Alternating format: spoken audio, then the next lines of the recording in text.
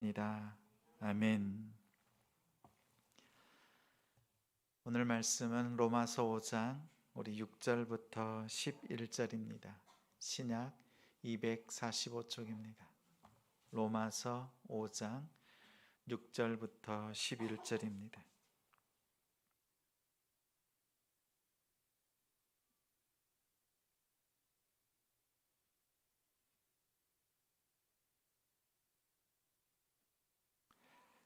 제가 먼저 함께 읽겠습니다. 우리가 아직 연약할 때에 기약대로 그리스도께서 경건하지 않은 자를 위하여 죽으셨도다. 의인을 위하여 죽는 자가 쉽지 않고 선인을 위하여 용감히 죽는 자가 혹 있거니와 우리가 아직 죄인 되었을 때에 그리스도께서 우리를 위하여 죽으심으로 하나님께서 우리에게 대한 자기의 사랑을 확증하셨느니라. 그러면 이제 우리가 그의 피로 말미암아 의롭다 하심을 받았으니 더욱 그로 말미암아 진노하심에서 구원을 받을 것이니 곧 우리가 원수 되었을 때에 그의 아들의 죽으심으로 말미암아 하나님과 화목하게 되었은즉 화목하게 된 자로서는 더욱 그의 살아나심으로 말미암아 구원을 받을 것이니라. 그뿐 아니라 이제 우리로 화목하게 하신 우리 주 예수 그리스도로 말미암아 하나님 안에서 또한 즐거워하느니라. 아멘. 예수님은 언제 죽으셨습니까? 예수님은 언제 죽으셨습니까? 라는 제목으로 말씀 전합니다. 이번 한 주간 고난 주간을 보냈습니다. 예수님의 십자가의 고난, 그 의미를 살피며 묵상했습니다. 우리를 위한 하나님의 그 큰 사랑을 기억하며 감사로 더 나아가는 우리가 되길 바랍니다. 많은 사람들이 이렇게 생각합니다. 하나님은 내가 이렇게 어려운데, 힘든데 나에게 별로 관심이 없는 것 같다. 내가 부끄럽고 창피한 상황 가운데 있는데도 나를 돌아보시지 않는 것 같다. 이런 생각이 들 때가 있습니다. 이런 마음이 들 때 성경은 우리의 시선을, 우리의 마음을 한 곳으로 집중시킵니다. 객관적인 증거, 또 실제 일어난 역사적인 사건을 보게 합니다. 하나님이 우리를 사랑한다고 믿을 수 있는 궁극적인 증거, 십자가입니다. 성경은 우리를 십자가를 바라보게 합니다. 하나님의 아들 예수 그리스도가 십자가에서 우리를 위해서 하신 일이 무엇입니까? 희롱과 조롱, 수치를 당하셨습니다. 그리고 그곳에서 죽으셨습니다. 오늘 새벽의 말씀을 나눈 것처럼 예수님께서는 십자가에서 시편 22편을 암송하셨습니다. 그 중에서 6절과 8절에 보면 나는 벌레요 사람이 아니라 사람의 비방거리요 백성의 조롱거리니이다. 나를 보는 자는 다 나를 비웃으며 입술을 삐죽거리고 머리를 흔들며 말하되 그가 여호와께 의탁하니 구원하실 걸, 그를 기뻐하시니 건지실 걸 하니이다. 시편 22편은 다윗의 고백이지만 그 고백대로 살아내신 분이 예수님입니다. 그리고 십자가에서 하나님께 그 삶을, 그 말씀대로 살았던 자신의 삶을 하나님께 올려드렸습니다. 오후 3시가 되면 시편 22편을 읽고 묵상하자고 했습니다. 오늘 혹시 묵상하지 못했다면 잠들기 전에, 내일 또 우리 주일에, 부활 주일에 예수님의 부활을 맞이하기 전에 다시 한번 시편 22편을 읽고 묵상해 보십시오. 십자가에서 말씀이 이루어지는 그 일들, 하나님께서 보여주신 그 일들을 말씀을 다시 한번 읽고 나아가길 바랍니다. 사랑의 진원지는 십자가입니다. 하나님이 세상을 이처럼 사랑하사 독생자를 주셨으니, 이 말씀처럼 그리스도의 십자가의 죽으심은 우리를 향한, 여러분을 향한 하나님의 사랑, 가장 적극적으로 표현하신 사랑입니다. 내가 너를 사랑한다 말씀만 하지 않으시고 자기의 아들을 내어주기까지 우리를 사랑하셨습니다. 아들을 내어주고 얻은 이가 바로 여러분입니다. 사도 바울은 오늘 로마서 본문에서 십자가의 그 시점에 대해서 특별한 관심을 보입니다. 그래서 오늘 말씀의 제목을 예수님은 언제 죽으셨습니까? 라는 그 제목으로 준비했습니다. 시간적으로는 6월절을 준비하는 오늘입니다. 오늘 오후 3시에 예수님께서는 죽으셨습니다. 내용적으로 또 영적으로는 예수님의 십자가 죽음에서 우리가 어떠한 상황 가운데 있었는지, 어떤 때에 예수님이 죽으셨는지 오늘 본문이 밝히 말합니다. 6절에 우리가 아직 연약할 때에, 8절에 우리가 죄인 되었을 때, 10절에 우리가 하나님과 원수 되었을 때 예수님께서 죽으셨다. 오늘 말씀이 우리에게 말합니다. 예수님이 죽으셨구나, 여기에 머물지 않고 예수님이 죽으신 그때에 우리의 모습이 어떠했는지를 성경은 우리에게 가르칩니다. 첫째는 우리가 아직 연약할 때 예수님께서 죽으셨습니다. 우리 6절 말씀 우리 화면 보면서 함께 읽겠습니다. 우리가 아직 연약할 때에 기약대로 그리스도께서 경건하지 않은 자를 위하여 죽으셨도다. 하나님께서 사랑으로 약속하신 그 때가 참에 그리스도께서 우리를 위하여 죽으셨습니다. 거듭 말씀드리지만 예수님께는 33번의 유월절이 있었습니다. 그 유월절을 지나는 동안에 33번째 유월절, 그때에 하나님께서 원하시는 그때에, 그때가 되매 예수님께서 십자가를 지셨습니다. 그때는 우리가 여전히 연약하고 경건하지 않은 상태입니다. 여기서 연약하다는 것은 육체적으로 병든 상태를 의미합니다.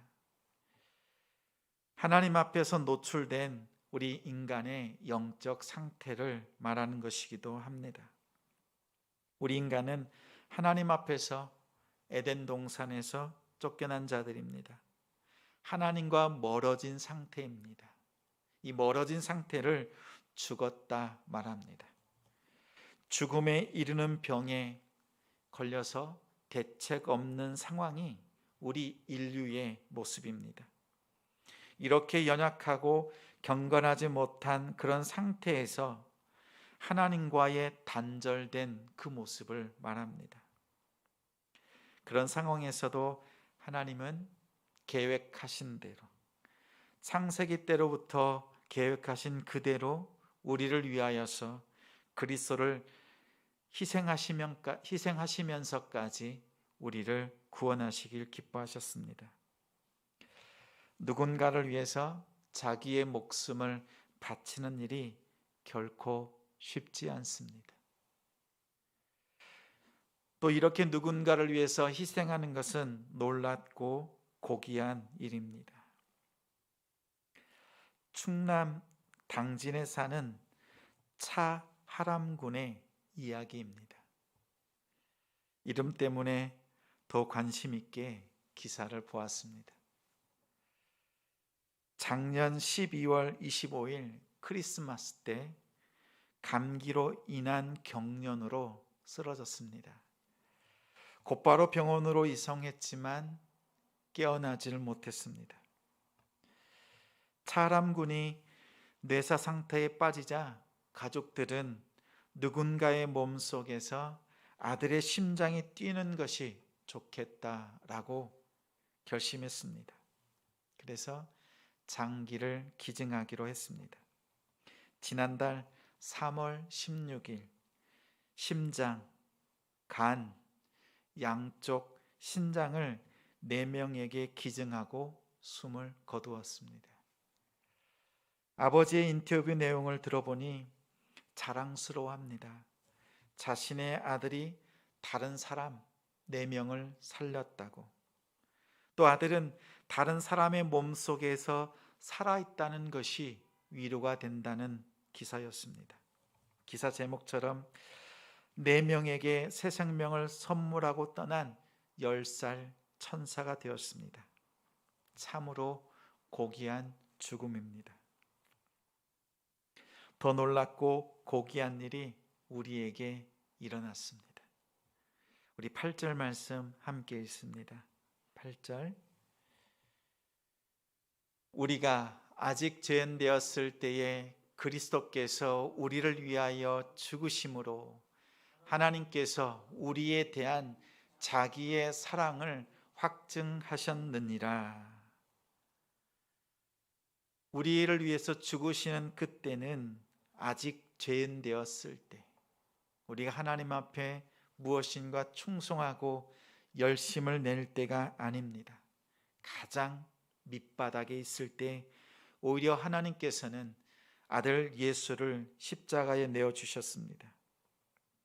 그리스도께서 죄로 물든 인간을 위해서 죽으신 사건, 우리는 세상에서 가장 고귀한 희생을 볼 때마다 감동합니다. 앞서 나눈 우리 차하람군의 이야기처럼 그렇습니다. 하지만 그리스도의 죽으심은 죄인을 위한 희생이었습니다. 세상의 그 어떤 희생보다도 가장 귀하고 아름다운 일이었음을 우리는 기억합니다. 누군가 한 사람을 위한 것이 아니라 모든 인류를 위한 하나님의 사랑으로서 십자가를 지셨습니다. 그리스도의 피로 드려진 희생 제사를 통해서 우리는 하나님 앞에 의롭다고 인정받습니다. 희생 제사가 필요합니다. 구약의 제사를 드릴 때 짐승을 잡아서 하나님께 드립니다. 그래서 우리는 그 내용을 너무나 잘 압니다. 그런데 피부로 와 닿지가 않아요. 하루는 성도들과 함께 희생 제사를 드리는, 양을 잡는 그 의식을 참여한 적이 있습니다. 실제 이스라엘에서는 그 짐승을 잡아 죽일 때 본인이 직접 죽입니다. 제사장에게 제물을 드리고 제사장이 모든 걸 진행하는 것이 아니라 짐승의 머리에 손을 얹고 죄를 전가하고, 그리고 그 짐승을 직접 잡습니다.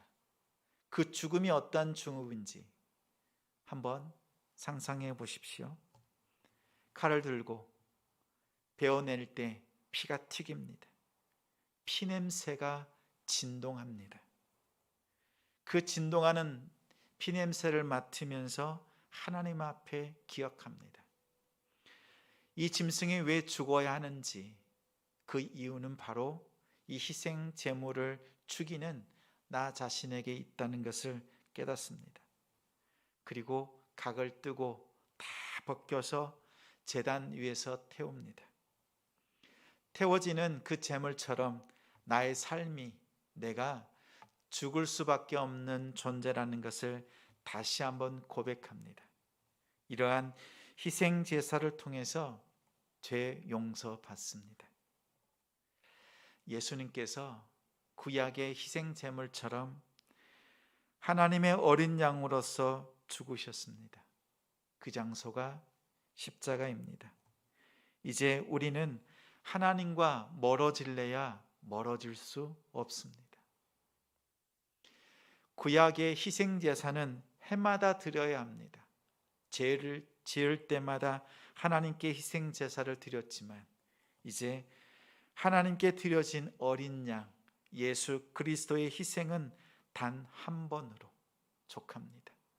우리의 죄를 모두 다 용서하셨고 이제는 하나님의 진노를 우리는 피합니다.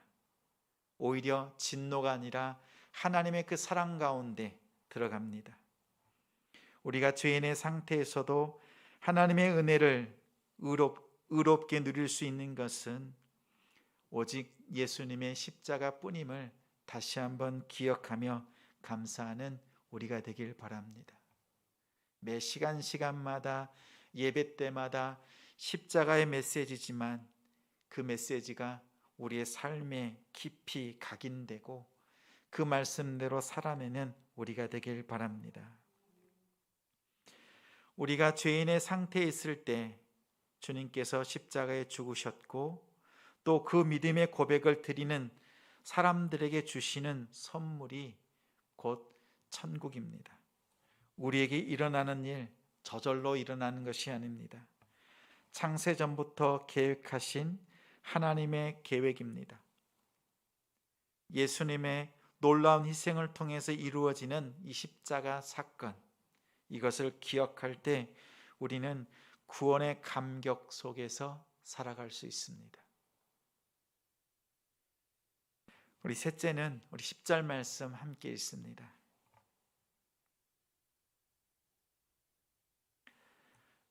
곧 우리가 원수 되었을 때에 그의 아들의 죽으심으로 말미암아 하나님과 화목하게 되었은즉 화목하게 된 자로서는 더욱 그의 살아나심으로 말미암아 구원을 받을 것이니라.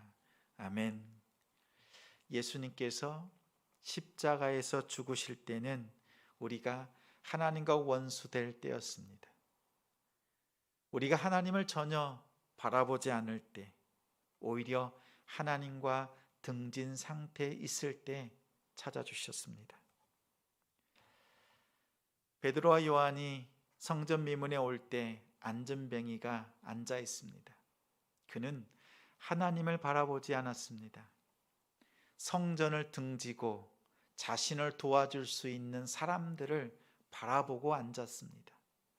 많은 사람들은 성전을 향해서 하나님께 나아갔습니다.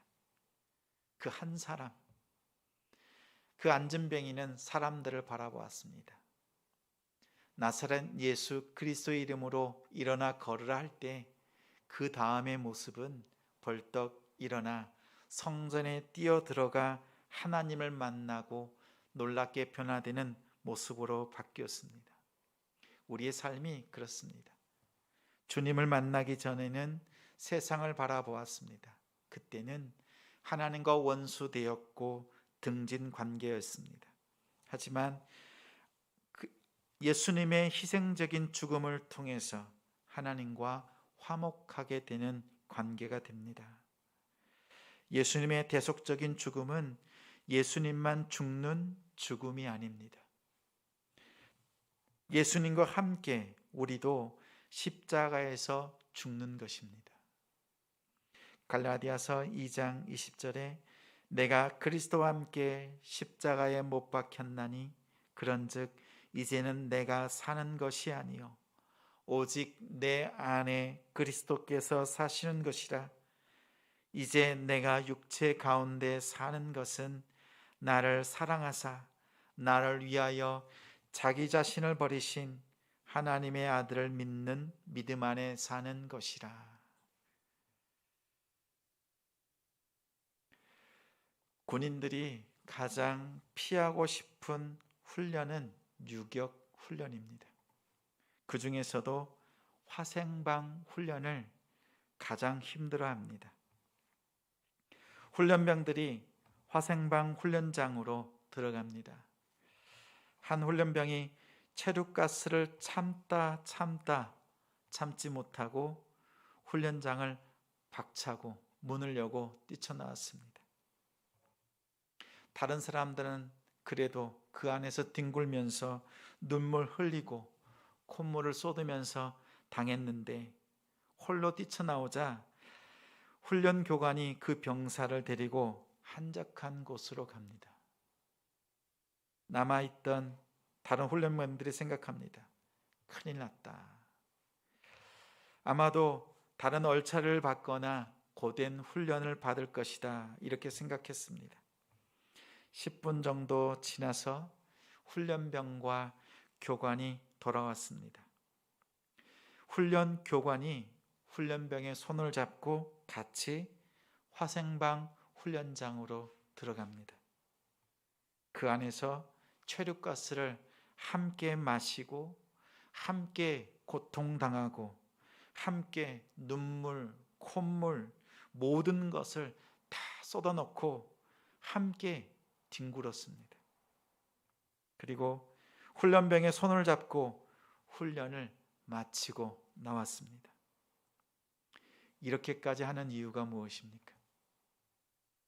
다시 혼자 화생방 훈련장으로 보낼 수 있지만 훈련 교관이 그의 손을 붙잡고 들어가는 이유가 무엇입니까? 군인으로서 이 과정을 거치지 않으면 안 됩니다. 또 이 모든 과정을 지켜봤던 다른 훈련생들이 기립박수를 칩니다. 예수님의 죽으심은 우리의 고통과 아픔, 죽음을 그대로 같이 체휼하시는 죽음입니다. 예수님께서 나를 대신하여 죽으셨다라고 할 때 나는 죽지 않고 예수님만 죽는 것이 아닙니다. 어쩌면 우리 마음속에는 나는 그 훈련을 면하고 훈련 교관만 다시 들어가서 당하길 원하는 마음이 있는지도 모릅니다. 그러나 예수님께서는 우리를 사랑하시는 방법이 우리의 십자가를 면해 주시는 것이 아니라 너희의 각자 십자가를 지고 나를 따르라고 하셨습니다. 그 따르라고 하실 때 우리를 홀로 보내지 않으시고 우리를 붙잡아 주시고 그 훈련장으로 우리와 함께 동행하십니다. 이번 한 주간 고난 주간을 보내면서 그 은혜를 누리셨습니까? 고난 주간이다 보니 모든 것이 다 고난으로 보입니다. 그 고난 곁에는 우리 주님이 함께 하십니다. 고난 뒤에 함께 하시는 그 주님을 생각할 때 우리는 각자의 십자가를 붙들고 신실하게 주님을 따를 수 있습니다. 이제 우리는 하나님과 화목을 누리며 살게 되었습니다. 더 나아가 하나님과의 화목을 다른 사람에게 전해야 합니다. 이제 화목하게 하는 그 사명을 믿는 여러분들에게, 우리에게 당부하셨습니다. 예수님께서 하신 일 그 뒤에는 우리가 각자의 십자가를 지고 따라가야 하는 우리의 일이 남아 있습니다. 우리 11절 말씀 함께 있습니다. 그뿐 아니라 이제 우리로 화목하게 하신 우리 주 예수 그리스도로 말미암아 하나님 안에서 또한 즐거워하느니라. 우리의 즐거움, 우리의 자랑은 예수 그리스도를 통해서 하나님과 화목하게 된 것입니다. 여러분의 자랑거리는 하나님과 화목하게 된 것, 이것을 자랑하십시오. 하나님 안에서 영원한 즐거움을 누리는 우리는 하나님 자체를 즐거워하고 또 서로 즐거워해야 합니다. 그것이 바로 우리 주님을 사랑한다는 증거입니다. 우리의 인생에서 하나님이 없는 즐거움은 아무런 가치가 없습니다. 아멘 되십니까? 오직 하나님 안에서의 하나님과 화목된 것을 가장 높은 가치로 생각하고 믿음으로 나아가길 바랍니다. 오직 우리의 중심의 가장 큰 즐거움은 하나님과 친밀함을 누리는 것입니다. 그것을 다른 사람들과 나누는 것입니다. 이 사명을 기억하십시오. 그래서 부활 감사 예배로 초대합니다. 모든 인생이 죽음에 순응할 수밖에 없습니다. 예수님의 십자가의 죽음도 그렇게 끝난 줄 알았습니다. 그러나 십자가를 통해 당신의 모든 죄를 용서하셨습니다. 또한 의롭게 하심으로 죽음을 이기시고 부활하셨습니다. 예수님은 사망을 역행하셨습니다. 예수님의 부활을 믿는 자에게 부활의 산 소망을 선물로 주시는 예배의 자리로 당신을 초대합니다. 이 초대를 늘 마음에 가슴에 품고 전하십시오. 이것이 우리가 하나님께 받은 그 사랑에 응답하며 살아가야 될 우리의 모습입니다. 주님께서 우리를 위하여 죽으셨습니다. 우리가 연약할 때, 죄인 되었을 때, 원수 되었을 때, 우리의 가장 밑바닥에 있는 그때에 예수님께서 죽으신 것처럼 또 이웃들에게 화목하게 된 그 사랑을 전하는 우리가 되길 바랍니다.